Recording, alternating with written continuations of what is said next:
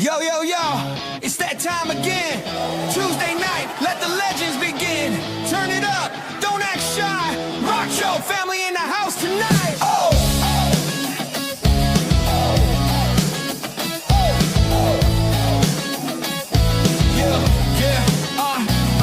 From the heartland to the digital stage, we bring real talk in a wide up age. No filters, no fake, just truth and pride. Rock Chalk family always standing side by side. When the world feels heavy, we still show love. Lift each other higher, yeah, we rise above. Different stories, but we all relate. Same heartbeat, yeah, we all vibrate. Turn the volume higher, feel it in your soul. Every single name makes the whole thing whole.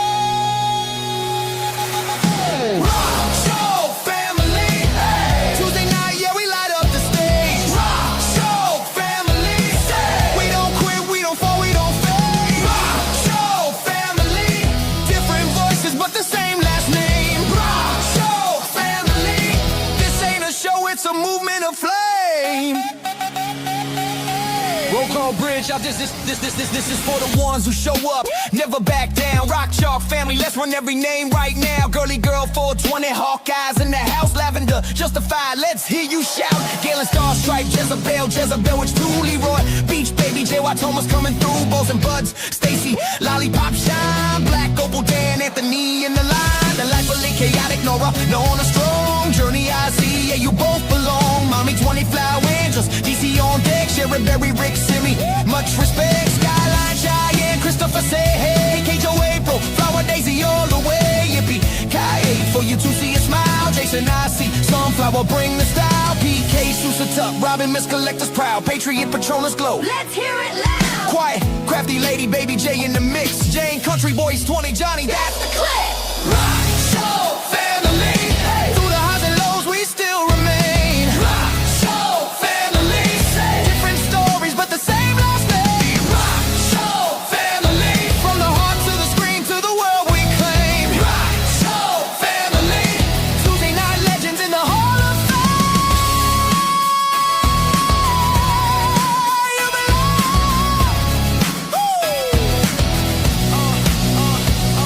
If you're here, you belong. If you listen, you're already strong.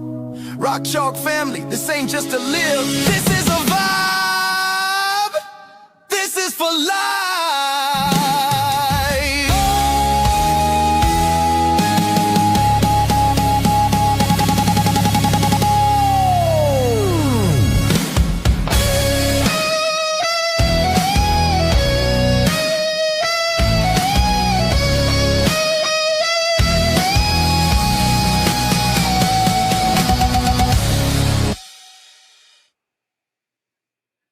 Hello, how is everyone? Dang, my computer decided it wanted to take a crap, so we had to restart it. So, has everybody seen that picture of Tiffany? Obviously, it was on the thumbnail there. Let me see if I can pull it up. It's really a smirk, isn't it? Let's see here. Got my window open. It's nice out. Hopefully, you won't hear the neighbor's dogs, but here we go. Here we go. This picture. That's the picture they took for the DOC. Smirk, isn't it? Where is she smirking? I think she's smirking in this picture. Yes, how about our family? It's great. You know, I do want to address this. I got a couple emails, and there is a lot of people out there that is still supporting Tiffany. They feel like that she did the right thing. I don't feel like she did the right thing. Yes, I would do a lot of things to protect my grandkids, but I couldn't take innocent lives. But there is some people in that area that have a lot of money, and they still back her. And they seem to be fighting with other people and getting in their DMs. I'm not going to say who, but Christopher says her intake photos. She knows she got through a shitstorm. She did. And again, you know, we went over it the other day. The benefits in prison, the programs, I mean, that's not rough. It's not rough. I don't think so. So her mouth shut. Yeah. I mean, she's looking like she feels like she's accomplished something or got something over. That's my opinion. That's what it looks like to me. Smith's being a bad dog. Let me shut my door.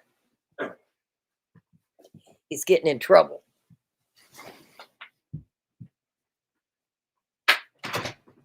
He's getting in trouble by Rick. Anyway, that's when I saw that picture, I was like, wow. Now, I hope you guys got your bell on because I do post things in the posts, in the channel posts. And you should be able to post things in the channel posts too. I've got it open to the community.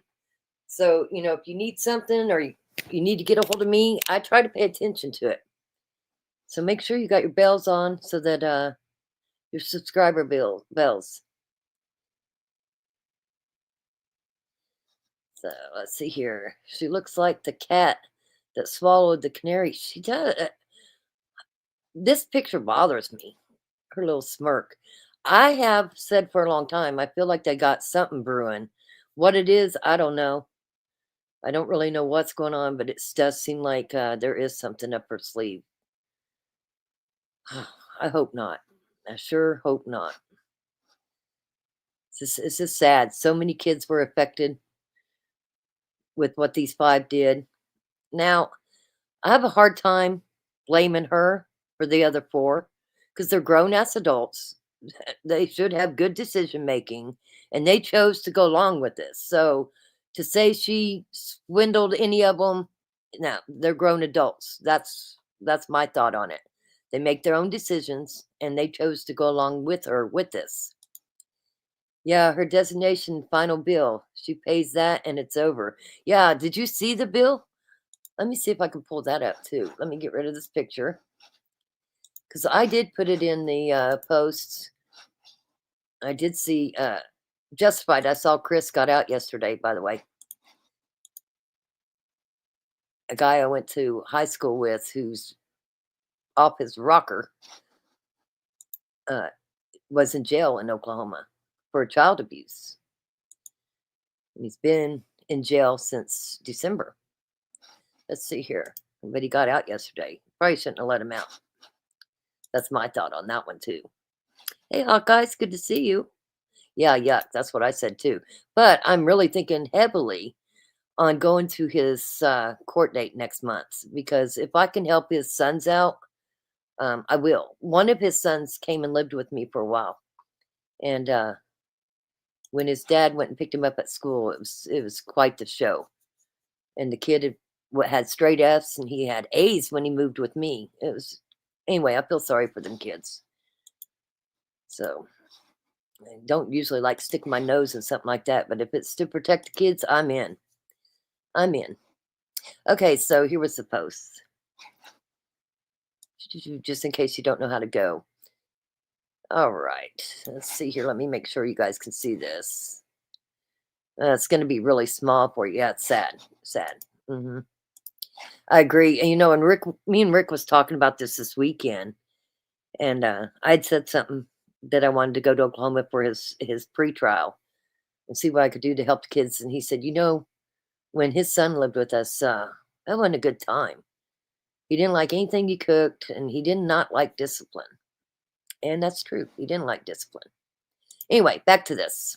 State of Oklahoma versus Tiffany Michael Adams. Michelle Adams, Michael Adams, whatever. The defendant, Tiffany Michelle Adams, is ordered by the judgment and sentenced to repay the court fund of Texas County the following dollar amounts representing fines, costs, and assessments resulting from her conviction. Monies collected shall be applied to the balance due in the order of priority listed on this attachment. All fines and costs and assessments are due and owing from the date of sentencing and must be paid in full by a date to be determined.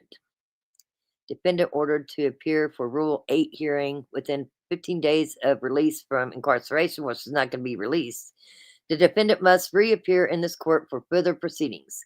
Costs such as appellant proceedings and transportation costs may continue to accrue after judgment and sentence. Additional costs may be certified by the court clerk as they accrue.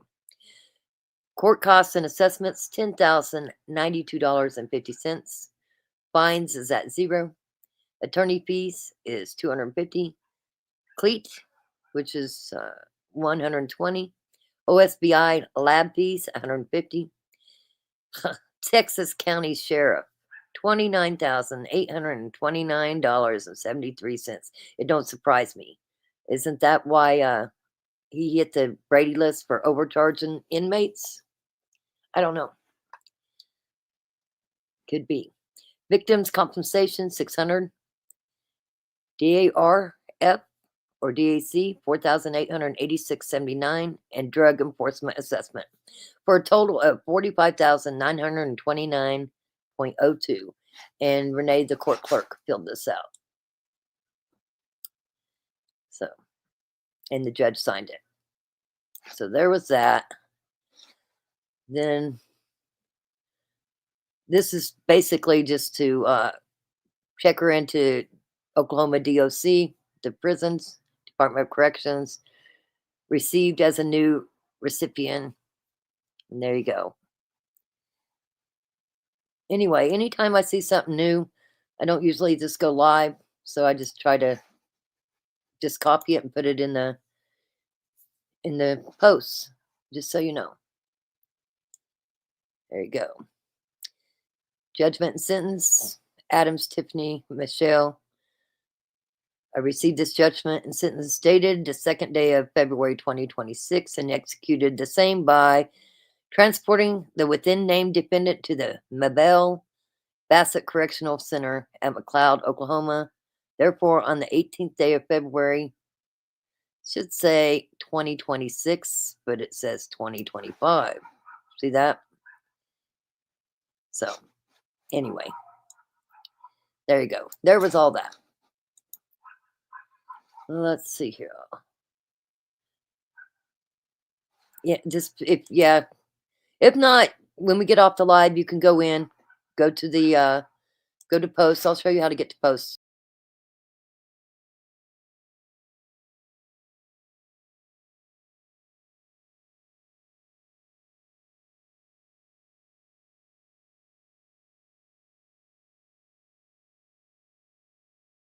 Well, that wasn't good. I just kicked myself completely out. Okay, let me show you how to get to the posts. I removed myself completely from StreamYard. Hey, that's this kind of day I'm having, right? Okay. So when you go to the channel, the main channel. There's home, videos, shorts, live, playlist, posts. Just hit posts, and then anything I see that's new here. It's like when she got transported the other day. So anyway, if you have your subscription to let you know on everything, it will give you a notice saying that something was posted. Wondered where I went. Well, I kicked myself completely out. That's pretty much what I had to say about that. Now, I'm kind of curious. Has anybody been paying attention to what's going on in Mexico? I mean, that's some crazy stuff going on over there. And I watched the thing, and I found it was very, if I can find it again, found it very interesting. I don't know what I did with it. I went through and deleted a bunch of stuff on my phone, a bunch of pictures and stuff. Well, I probably deleted stuff that I really wanted to keep. Oh, let me show you guys something else. Let me show you something else. You needed to laugh. Me too. Let me tell you. Look, I redid this guy. Over there is where you can go with your bullshit today. But it was supposed to be a squirrel. This one looks like a cat. ChatGPT changed it to a cat. And here's the other one. Over there is where you can go with your bullshit today. Oh, heavens to Betsy. I crack myself up sometimes. I know, right? So, hey, what happened to Carrie Moody? She's not doing true crime no more, I hear. She's going to do her horses and see what she can do there. You like the squirrel? I do too, but the one looks like a cat. I used the same picture, and look, that looks like a cat to me. Don't look like a cat to you? That's what it looks like to me. Let's see here. So yeah, so the way I understand it, she's not doing true crime no more. Let me see if I can find this guy. I saved it. Also, I found a thing on where they was talking about London Valdez. We'll have to wait and see how that turns out. Judge Cash ruled that there was enough evidence to take it to trial. And I want to find this one that here it is. So the guy that they just killed is kind of crazy, but more powerful than El Chapo. So crazy. You know, I've been following the Nancy Guthrie case too, and man, I don't know what happened to this lady. Sorry, Jezebel, that's okay. Yeah, I don't know what happened to her, but they sure are putting a lot of resources in there. I see a lot of clapback about it too, because they are correct. There's a lot of people that's missing, and a lot of people missing in the world that they don't try to find. I also saw, while I'm looking this up, that Oklahoma is going to rename their DHS system and do different things. My problem with that is if they do, the whole system needs revamped, not just renamed. Okay? Not just renamed. They need to revamp that whole system. If they just change the name, that's a no-go. It's not going to work if they just change the name.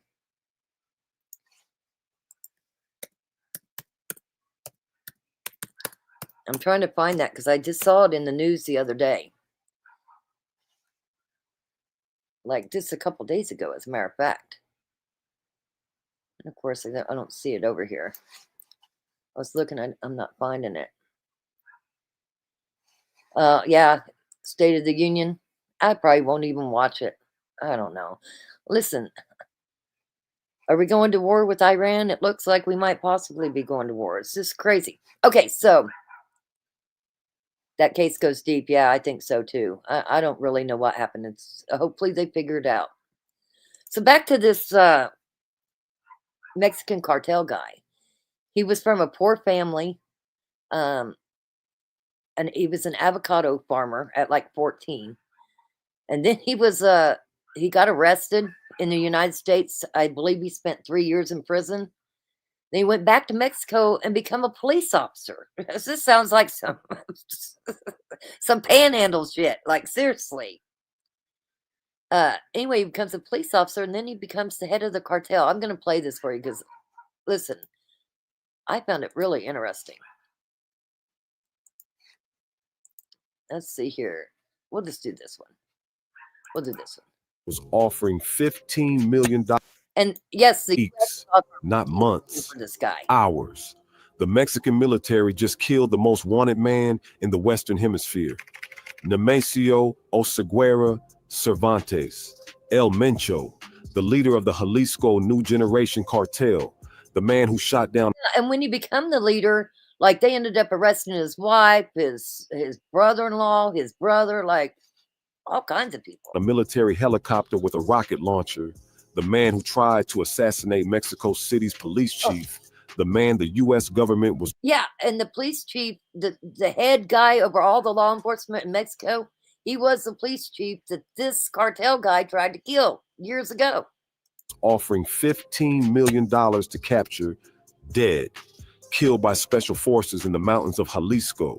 And right now, as you are watching this, 6 Mexican states are on fire, buses burning, Highways blocked, gunfights in the streets, the cartel's response to losing their leader.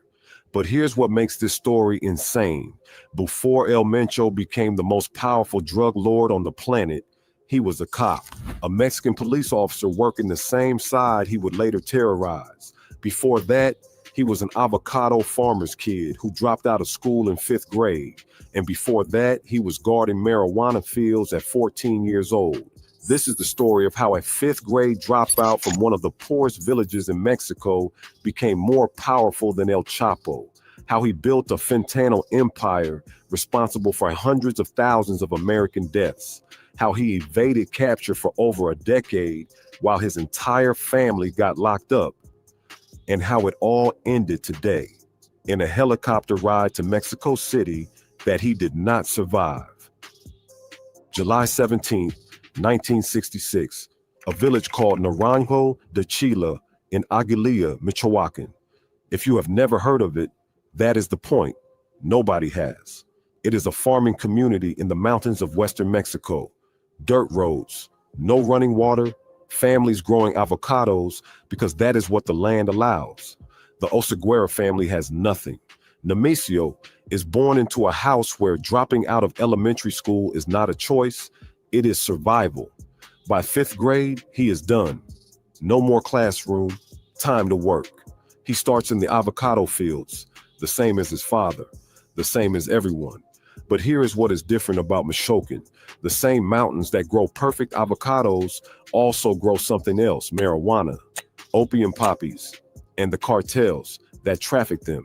By 14, Nemesio is not picking avocados anymore. He is guarding marijuana plantations for the traffickers, standing watch with a rifle while older men do the harvesting. Think about that.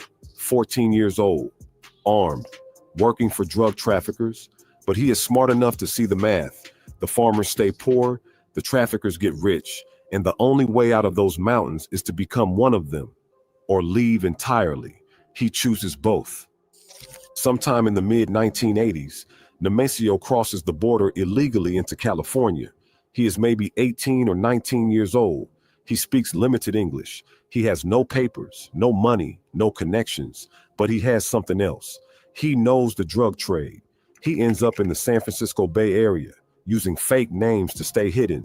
Ruben Avila, Jose Lopez Prieto, Miguel Valadez, Carlos Hernandez, a different identity for every situation. In 1986, he is arrested in San Francisco for possession of stolen property and for carrying a loaded gun. It is the first time United States law enforcement gets his fingerprints. He gets out. He goes right back to the hustle. By the early 1990s, he has moved up, not just dealing, but distributing. He and his brother Abraham built a heroin network across Northern California, in Sacramento and the Bay Area, moving product through the Central Valley. In 1991, the DEA catches both brothers.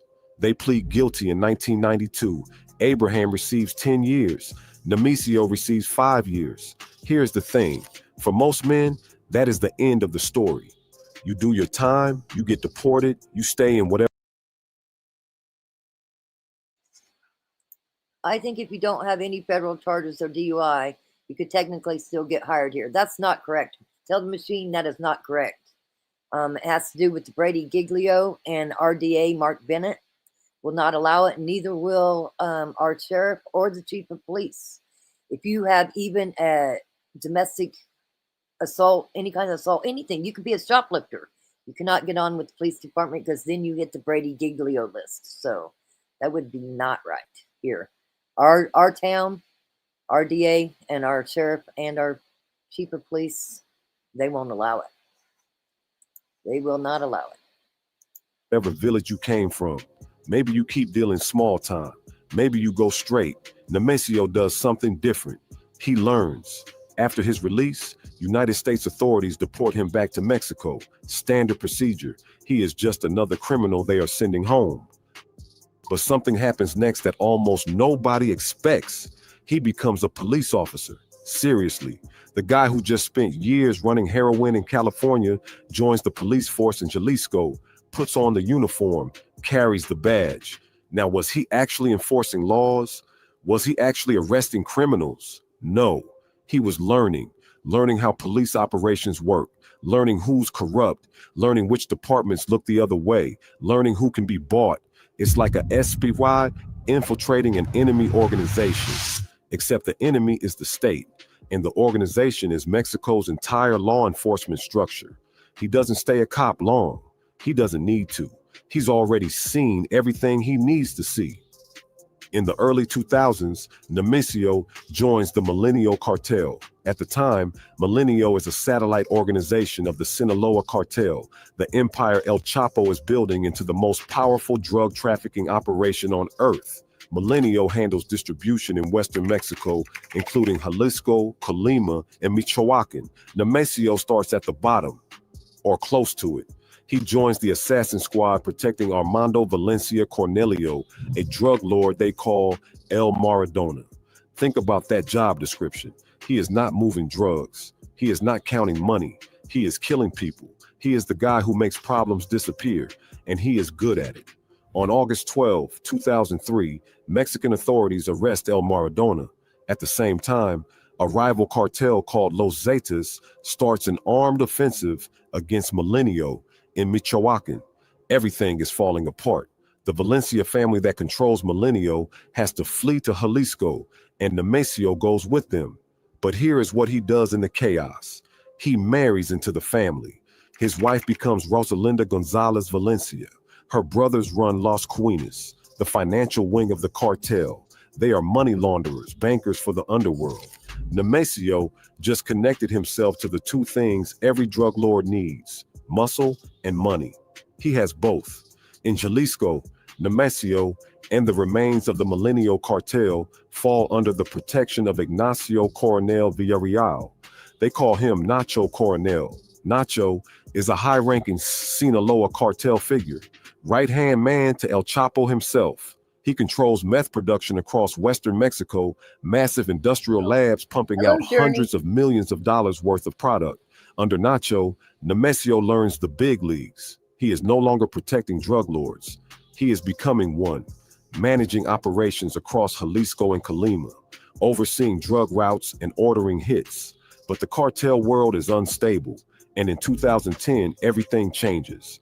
On July 29, 2010, Mexican Marines raid a house in Zapopan, just outside Guadalajara. Nacho Coronel is inside. He resists. They kill him.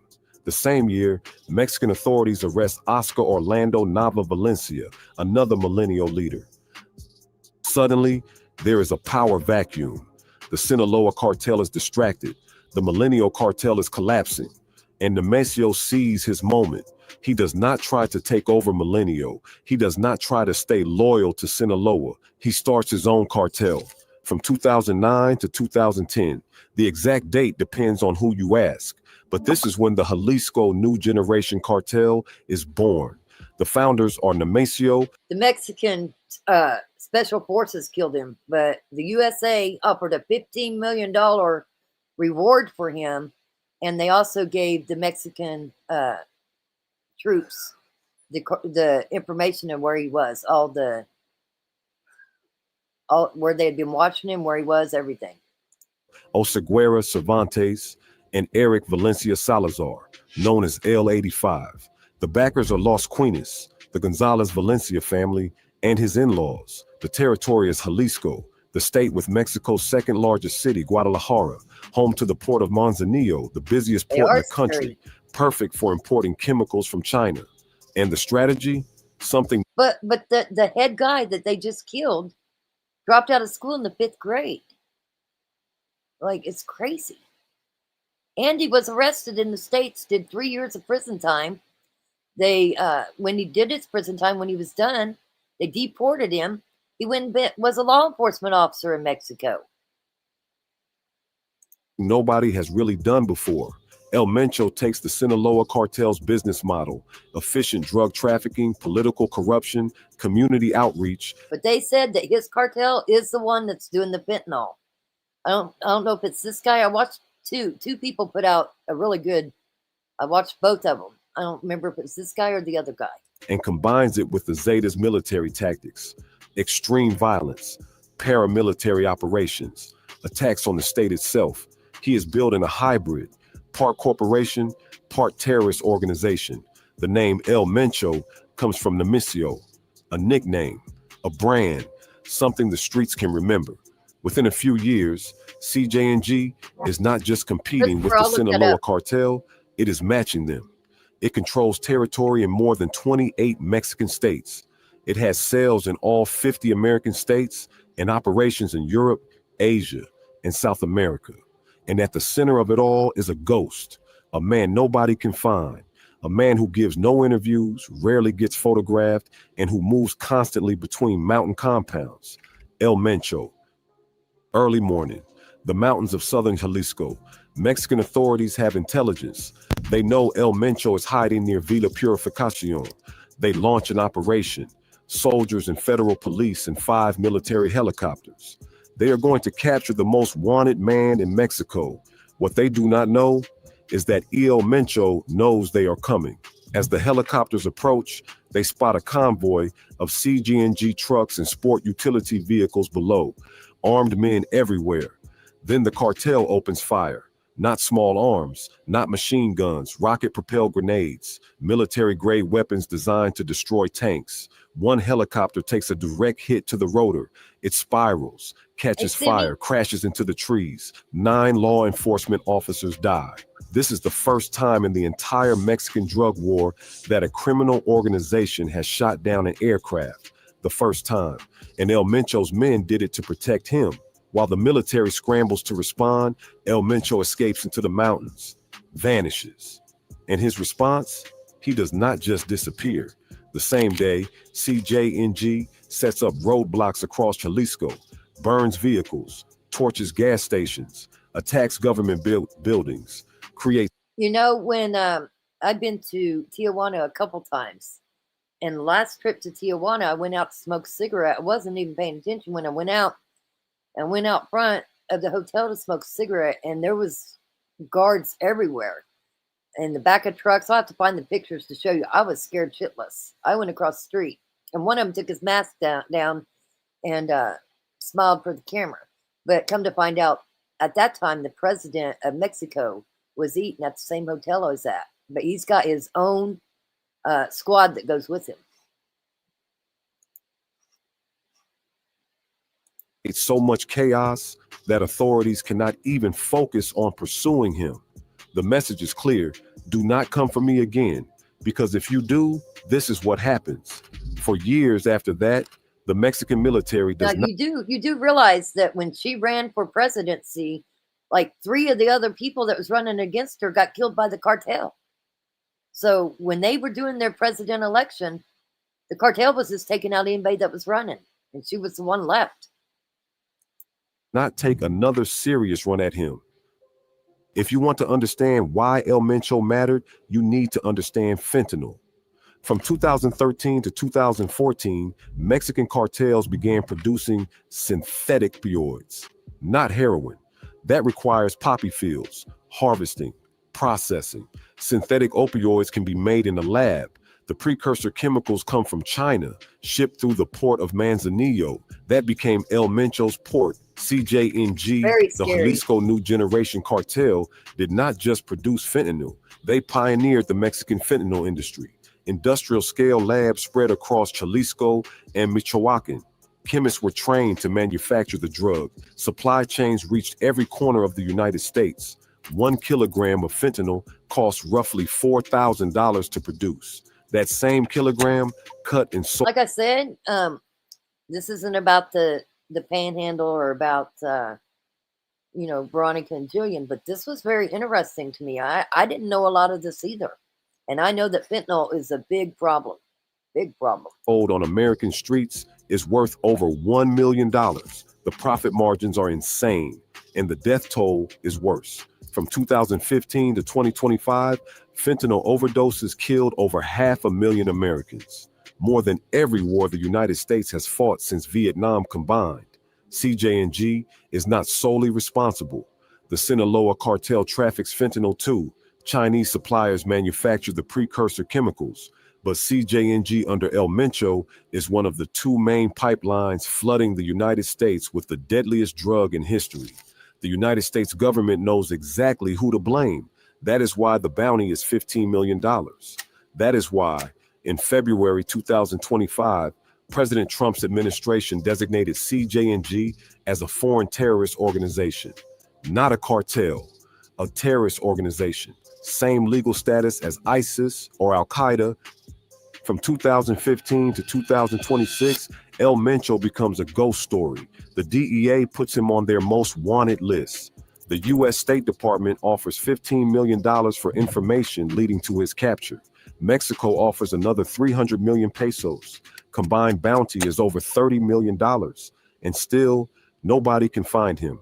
The only images anyone has of El Mencho are years old, grainy photos, maybe not even him. He gives no interviews. He makes no public appearances. He does not post on social media. What he does do is release audio recordings, expletive-filled rants threatening rivals and officials. His voice disembodied, promising violence to anyone who crosses him. Rumors spread constantly. He is dead from kidney disease. He has had surgery to change his appearance. He is living in Guatemala. He is living in the mountains of Macahuacan. None of it can be confirmed, because here is how he stays hidden. His inner security circle is made up of former Mexican military commandos, men with special forces training paid cartel money to protect one person. His second security circle includes 120 men whose only job is to set up ambushes against anyone trying to get close. He moves between mountain compounds. He never stays anywhere long. He uses encrypted communications. He trusts almost no one. Meanwhile, his cartel keeps growing. While El Mencho hides, his family runs the operation. His son, Ruben Oseguera Gonzalez, known as El Menchito, is second in command. He was born in San Francisco in 1990, which makes him a United States citizen. He has been groomed for leadership since he was 14 years old. El Menchito is the enforcer. Court documents say he ordered at least 100 killings. He personally shot 2 people. He directed the purchase of weapons, including 50 caliber rifles and 40 millimeter grenades. When Mexican authorities arrested him in Mexico in 2014, they released him for lack of evidence. They arrested him again and released him again. He was arrested a third time and released a third time. Mexican judges kept letting him go. Some people suspected corruption, others thought the evidence was genuinely weak. Either way, El Menchito kept walking free until 2015, when they finally held him. In February 2020, they extradited him to the United States. His sister, Jessica Johanna, known as La Negra, was in Washington, D.C. at the time, trying to see her brother at his court appearance. Federal agents arrested her as well. She faced charges of financial crimes supporting CJNG. So now El Mencho's son and daughter are both in United States custody. His wife, Rosalinda, known as La Jefa, was arrested in Mexico in November 2021. Authorities say she managed the CJNG finances, running the cartel's money. His brother Antonio, known as El Tony Montana, was arrested in December 2022. His brother Abraham, known as Don Rodo, was arrested in February 2025. His son-in-law, Cristian Fernando Gutierrez Ochoa, known as El Gaucho, faked his own death, moved to California under a false identity, and was caught in November 2024. One by one, everyone around El Mencho gets taken down. His entire family, his entire inner circle, and still, he stays free. El Menchito's trial ends in Washington, D.C. The charges: conspiracy to distribute methamphetamine, cocaine, and fentanyl. Weapons charges: murder conspiracy. The verdict: guilty on all counts. The sentence: life in prison plus 30 years. The forfeiture order: $6 billion, $6 billion. That's how much money the U.S. government says El Menchito made trafficking drugs. That's how much they are seizing. His lawyer argues the sentence is excessive. Everything happened in Mexico, he says. This should have been tried in Mexico, but fentanyl deaths happen in America. American addicts, American families, American juries, life plus 30 years, no parole. El Mencho has now lost his son forever. His daughter served 2.5 years. His wife was just released a few weeks ago. His brothers are in custody. His son-in-law is serving 11 years. The man who ruled an empire is now essentially alone. We need to go back for a moment. 6:30 in the morning, Mexico City, one of the wealthiest neighborhoods in the capital, Lomas de Chapultepec. Omar Garcia Harfuch, the head of Mexico City Police, is driving to his daily security briefing. A black SUV bodyguards, routine morning. Then armed men block the road. There are maybe a dozen of them. They open fire with 50 caliber machine guns, rifles, grenades. Hundreds of rounds pepper the police chief's vehicle. Garcia Harfuch takes 3 bullets. His 2 bodyguards are killed. A woman delivering food who happened to be driving by was killed. Garcia Harfuch survives. From his hospital bed, he tweeted, "We were cowardly attacked by CJNG. This is unprecedented. The cartels have killed plenty of local officials, state politicians, small town." Same guy they tried to kill, this guy, the guy before this, the chief of police is the one that runs all the law enforcement in Mexico. Mayors, but attacking the police chief of Mexico City in the heart of the capital, that's a declaration of war. El Mencho ordered the hit. Now fast forward to February 22nd, 2026. Today, Omar Garcia Harfuch is now Mexico's federal secretary of security, the top law enforcement official in the country, and he just helped oversee the operation that killed El Mencho. 6 years later, the man El Mencho tried to assassinate is the man who signed off on his death. Ooh. Early morning, the mountains around Tapalpa, Jalisco, Mexican Army Special Forces launch an operation. Air Force helicopters, National Guard units, intelligence from the National Intelligence Center, and according to the Mexican government, complimentary information from United States authorities. American intelligence helps track El Mencho's location. The Special Forces find a CJNG compound, armed men, vehicles, weapons. They move in. The cartel opens fire, just like 2015, except this time, they do not have enough warning. This time, the military does not retreat. 4 cartel members are killed at the scene. 3 more are seriously wounded, including El Mencho himself. He takes multiple gunshot wounds. They load him into a helicopter for evacuation to Mexico City. He dies during the flight. Nemesio Oseguera Cervantes, age 59 or 60, depending on the source, the most wanted man in Mexico, the leader of the most violent cartel on earth, dead. Within hours, Mexico is burning. CJNG's response is immediate and massive. Roadblocks appear across 6 states: Jalisco, Michoacan, Colima, Tamaulipas, Guanajuato, and Aguascalientes. Buses are set on fire. Trucks are torched in the middle of highways. Pharmacies and convenience stores burn in Guanajuato. Shootouts are reported across multiple cities. In Guadalajara, gunfire is heard near the airport. Passengers panic. Videos show people running across tarmacs, trying to reach cover. In Puerto Vallarta, the resort town where American tourists go for vacation, plumes of smoke rise over the city. Air Canada suspends all flights. Jalisco's governor activates a code red. Public transportation is suspended. Citizens are ordered to shelter in place.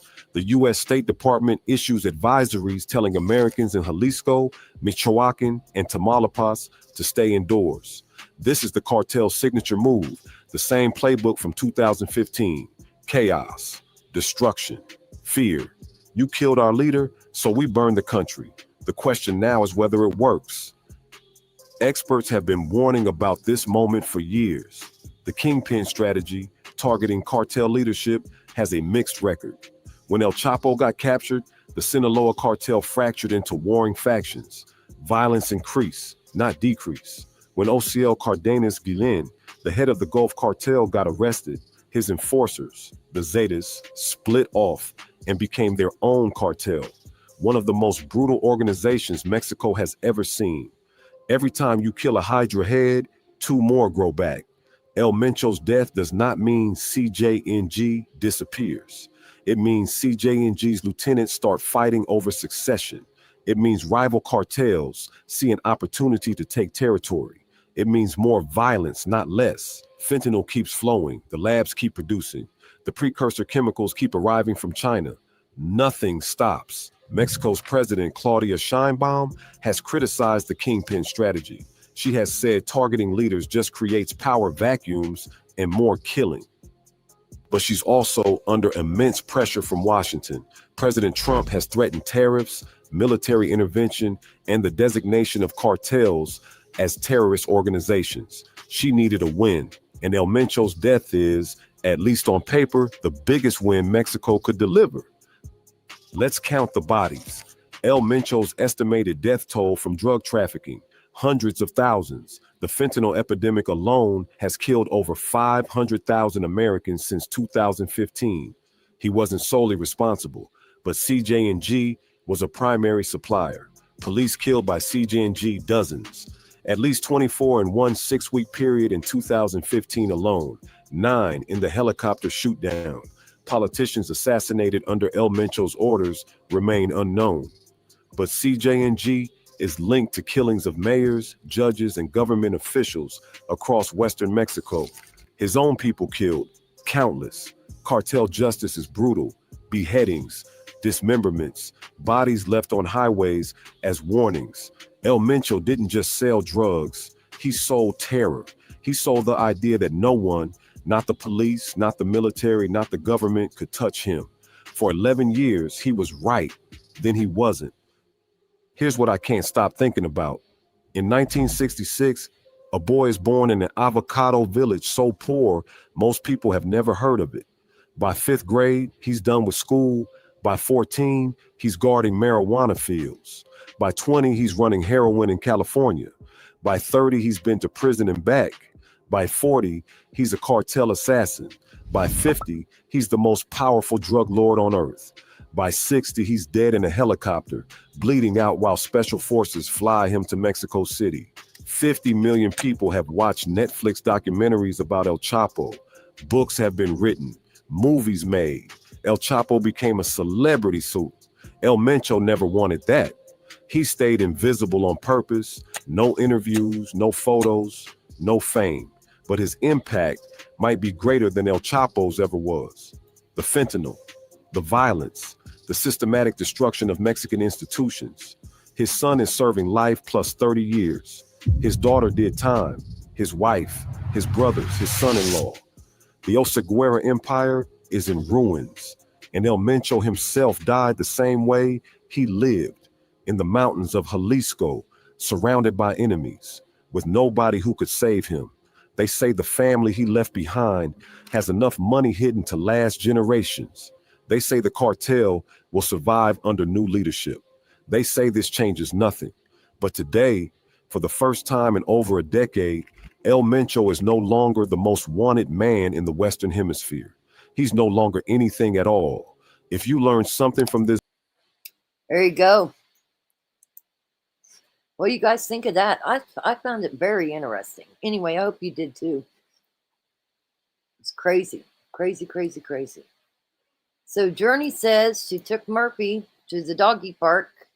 Well, he sat in a puddle of mud water. From the water, eyes they have, but it has shit in it. Had to give Murphy another bath of poop. And she had just gave him a bath. I was just wondering, have you run into any of them? What are they called? The pigs called there that runs free? What the hell's the name of them? Gosh. Can't think of what the name of them is. But have you seen any of them wild pigs running away there? It's crazy. That was crazy. Yeah, it was crazy. Tell your sister happy birthday, Justified. It is very crazy. I did find what I was going to show you on this too. I know a lot of people want to go watch the State of the Union, so I'm going to get off here so you guys can do that. But here's this. Yep, guess I got to get through the commercial. But if they're just changing the name and consolidating into one, that's not going to fix the DHS problem.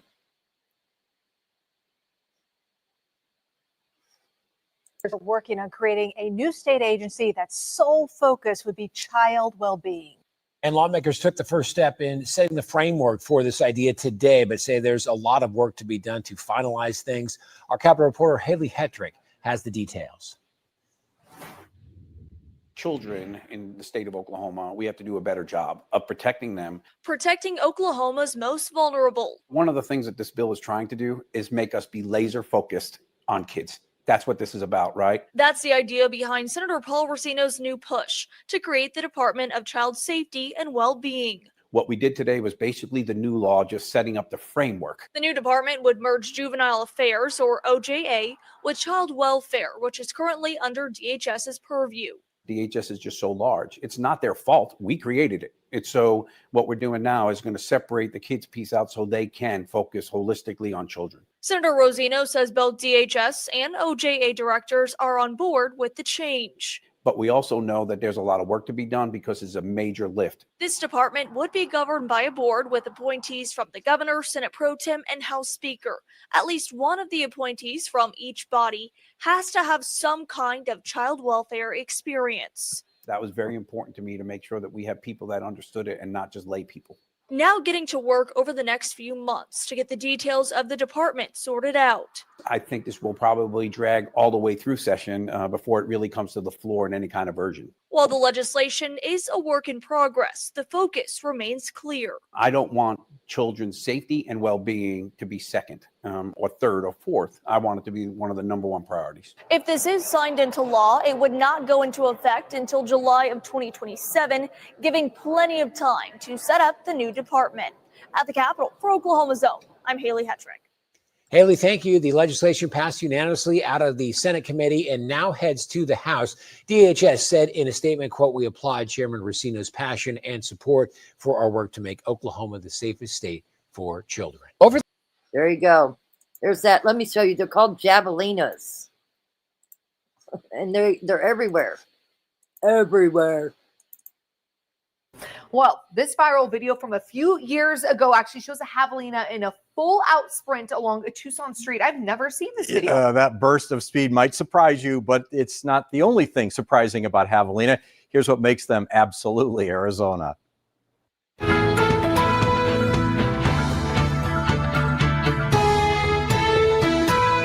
Sometimes they're called pigs, which they're not. Right. They're peccary, native to Central and South America.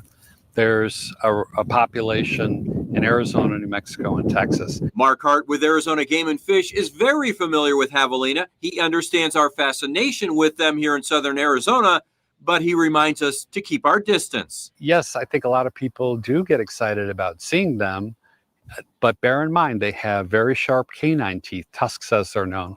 They can cause serious puncture wounds. Usually slow-moving javelina can run up to 25 miles per hour for short bursts. Let him go. They live 10 to 20 years. Javelina are mostly herbivores and love prickly pear fruit and pads. They're known for their distinct odor produced by a musk gland on their back.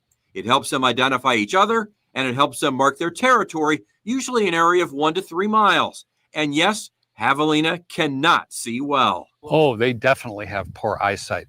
You could be out walking one evening and see a group of javelina that start moving closer to you, and you think, oh, I'm about to be charged.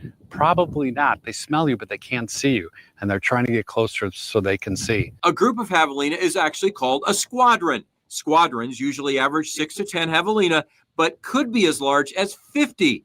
Females usually have 2 babies per litter and can have 2 litters a year. The youngsters are known as reds because of their red or tan color. They lose that in about 3 months, but like mothers everywhere, javelina moms will react very instinctively to a perceived threat to their youngster. That's where the real danger begins. Arizona Game and Fish stays busy with calls about people being attacked by javelina, especially when trying to protect their dog. Javelina mistake dogs for their biggest threat, coyotes. You will know when a javelina is alarmed because the hair on its back will stand up. They bristle. And if you see a javelina doing that, be careful. Yes, I go the other way. Lisa Bates is the founder of the Tucson Wildlife Center. She has a lot of respect for javelina, but she also sees what happens when the growing metro area encroaches on their territory. They are the Wildlife Center often care for adult javelinas hit by cars and baby javelinas separated from their mother. Tucson Wildlife Center has had success, like with this baby javelina, reuniting it with its mother near Tanca Verde Ranch. That was a good story. There's lots of good reuniting stories. So the quicker you can go back and find the herd, the better. So the public, if they find a lone baby, best thing is try to leave it alone for a little while and see if the herd comes back. And if they don't, then call us and we can keep the baby going. We will go back and keep looking for that herd. And keep the estimated 60,000 javelina in our state alive and well. Javelina are just one of the cool species we have in the desert. A species that is absolutely Arizona. That's crazy, huh? That's crazy. I don't think they hunt them to eat them, though. And they ain't scared of nothing, they say.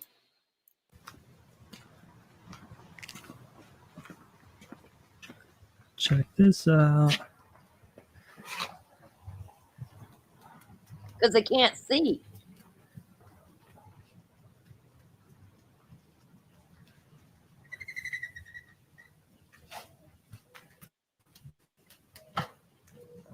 I don't got any food. I don't got any food, buddy. Hell no. All right. Hell no. I was trying to see if they hunt them, but I don't think they hunt them. I don't think they do. There's some fighting. Ah, look at the teeth on them. No. I don't think you want to run into them. Solo hunt. I don't know. Archery. That's 38 minutes long. I'm not going to watch it, but I don't know. I don't know if they can be eaten or not. What noise do they make? They go, Let's see if we can get one to make noise here. Let's see.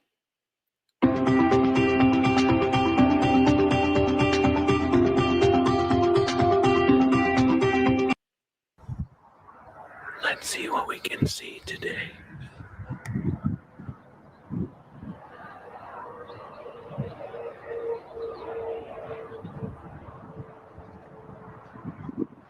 You just thought you had to worry about jumping cactuses.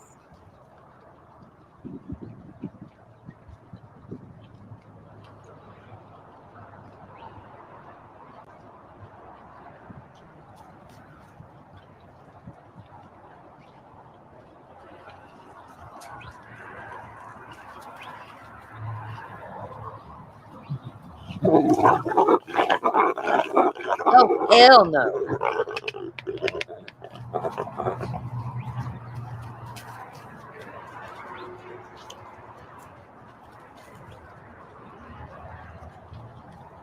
Not a pig. That's crazy. All right, guys. Let's get that off of here.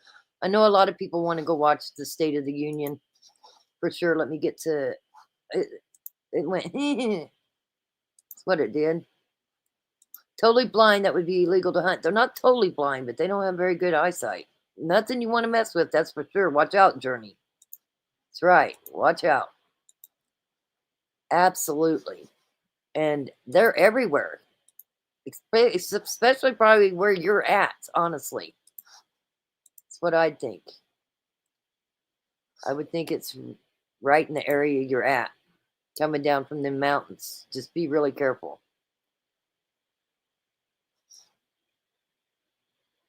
That's right. Okay, let's see here. Let's see here.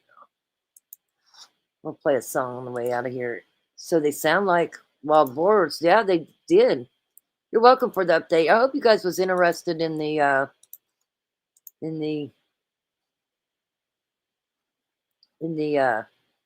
Mexican thing. I thought that was interesting as heck. To me, it was. You know, sometimes I don't even know what to go over when I go live. So I try to find something that's interesting. So if you come across something that's interesting, you think the family would want to see it, let me know. We'll play it. We'll definitely play it. So here we go. We're going to play a song and we're out of here. Yes. Hawkeye says, I hope everyone has a nice evening. Absolutely. We'll see you guys on Thursday. Much love to everybody. Tuesday night fades, the love remains. Lights go down, but the bond stays strong. Every heart right where it belongs. Every voice, every smile we see is part of this Rock Chalk family. Different roles when the night is through. But this family stays with you. No goodbye, just see you soon. Underneath the same bright moon.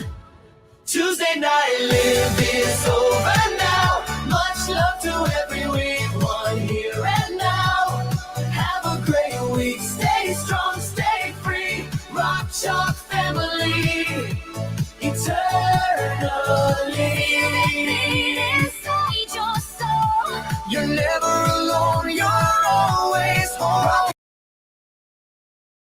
Yes, I watched that hockey game. Yes, the U.S. beat Canada. That was awesome.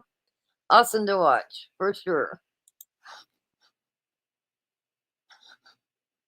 Family, loud and proud, we'll be back and stronger now. Through every storm, through every We fight, stand together in the light. from every town, This really love will never break. carry this feeling deep inside. Raleigh, Gripple, Baby, Hawkeyes, Lavender. Justified, Gale, Star Stripe forever. Jezebel, Leroy Beach, baby strong. Stacy, Lollipop, Black Opal Shine. Dan Anthony, this love is divine. Delightfully chaotic, ignoring on the rise. Journey icy, reaching the skies. Sherry Berry Rick, shining bright. See me skyline, giants and tall. April flower daisy lighting the way. Yippee-ki-yay, bringing the energy. Say a smile, tasting strong. I see sunflower all along. PK Sills at top, Robin shine. Miss Collector's always on time. Patriot Patronus glow, strength inside. Baby J Rock Chalk family forever alive.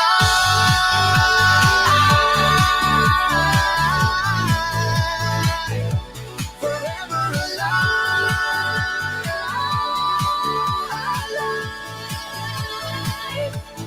Tuesday night